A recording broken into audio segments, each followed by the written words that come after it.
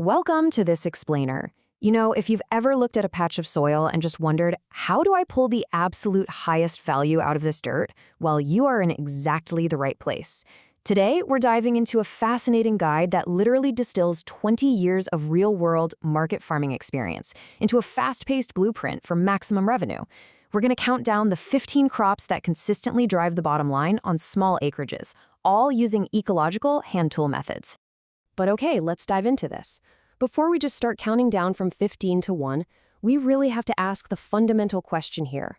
What exactly turns a simple plant into a serious cash flow engine? Like, why do some crops just make a decent profit, while others become absolute superstars for your farm? Well, that brings us to the metrics of profit.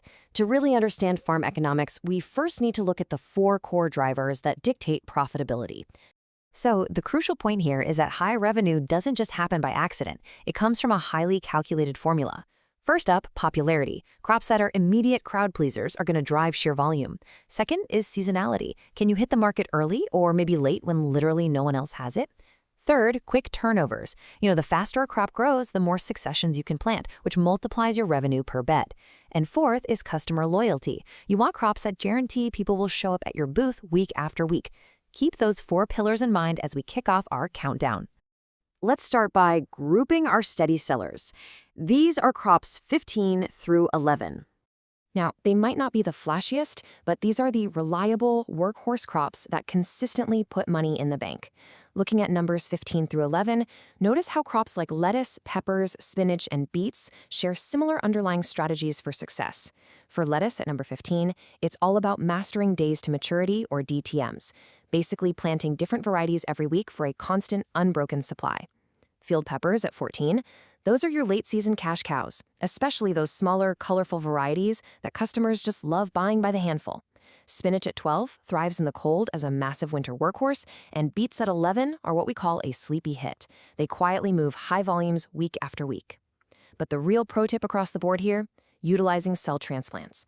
By starting seeds in trays and transplanting them rather than just tossing seeds straight into the ground, you ensure perfect density in your beds, you save time, and you avoid those nasty soil-borne diseases. And honestly, this brilliantly illustrates why field tomatoes land at number 13 on our list. You might be wondering, why is such a popular vegetable so low? Well, despite using clever field techniques like specialized trellising and landscape fabric to keep disease at bay, field tomatoes are severely limited by a super short 6 to 7 week harvest window in early September.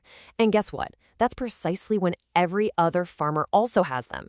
Compare that to the number 1 crop we'll see later, greenhouse slicer tomatoes. That one is a multi-month powerhouse starting way earlier in the season. It just goes to show, seasonality directly dictates profit.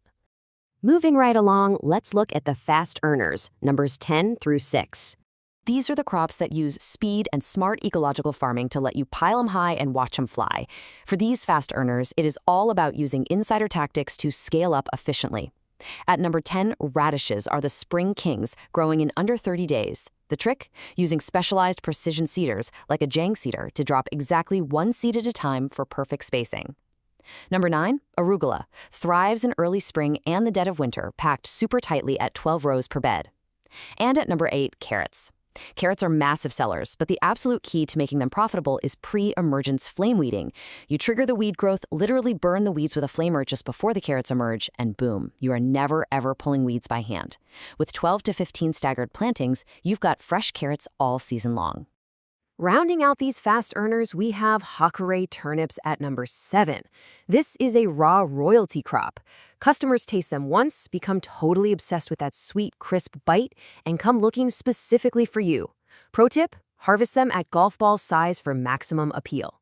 Then, at number 6, we have a bit of a surprise, greenhouse string beans. By growing indeterminate bean plants, meaning vines that just keep growing and producing endlessly, inside a greenhouse on strings reaching up to 8 feet high, you can harvest continuously for 10 months out of the year. That secures some huge wholesale demand from chefs. All right, we've covered a lot of ground pretty quickly, but now we're going to slow down the pace just a bit, because we've reached the absolute powerhouses of the market garden, the top 5. Coming in at number 5, we have greenhouse cucumbers.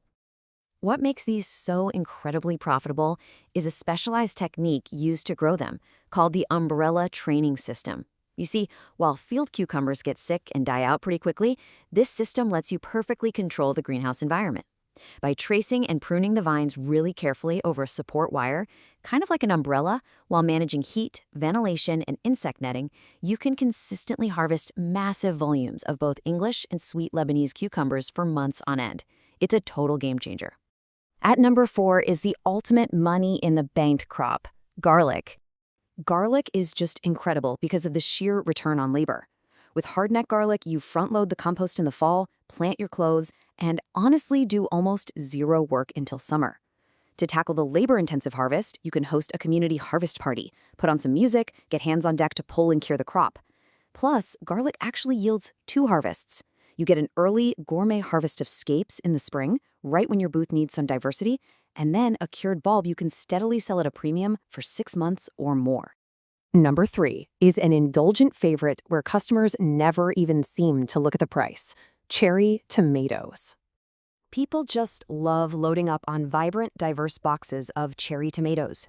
But to harvest bountiful amounts of these little money-making dimes, you absolutely must master a technique called lower and lean. You're managing vines that want to grow up to 20 feet high inside a greenhouse. So every single week, you circle the plant around its string, cut out the suckers, those extra little shoots that drain the plant's energy, and literally lower and lean the vine down so it can continue producing fresh clusters right at eye level for months. The runner-up at number 2 is the crop that has literally built farming reputations: mesclun salad mix. Being known for clean, fresh, perfectly washed salad mix, that secures massive repeat business. And the pros use a very specific step-by-step process for this. First, you transplant specialty small-leaf lettuce heads, like Salanova, directly onto clean landscape fabric, so there is absolutely no soil splashing up on the leaves. And because of the fabric, you don't even need to weed. You cut the heads 1 to 3 times, then immediately clean the leaves with a bubbler wash system for optimal sanitation. Finally, bag the mix with a little puff of air to protect the delicate leaves and keep them crisp. Nailed correctly, this process makes you the local salad king or queen for sure.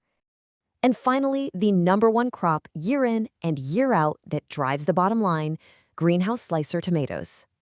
These big, juicy, heirloom-type tomatoes are the undisputed champions of the market.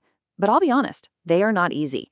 They require immense effort to heat, cool, and ventilate the greenhouse. You grow these plants on 2 heads, meaning you allow 2 main stems to climb the trellis, utilizing that exact same lower and lean training technique we just talked about for the cherry tomatoes. The real magic here, though, is timing. By dedicating the resources and mastery required to hit the market with gorgeous, ripe slicer tomatoes as early as June 1st, you will absolutely make a killing while everyone else is still waiting around on their field crops. That brings us to a really inspiring takeaway from this explainer. Learning is power. Learning how to do this is how we're able to make a good, smart living, farming ecologically on small acreage with hand tools. The bottom line here is that farming profitably isn't just about hard work, it's about smart work. Mastering these specific insider techniques, from flame weeding to the umbrella training system, is what transforms simple hand tools into a highly lucrative ecological business. So, if you're ready to get your hands in the dirt and maximize your space, which of these 15 cash flow crops will you choose to master first to unleash your farm's true revenue potential? Think about your market, your tools, and your climate, and start building your own master plan.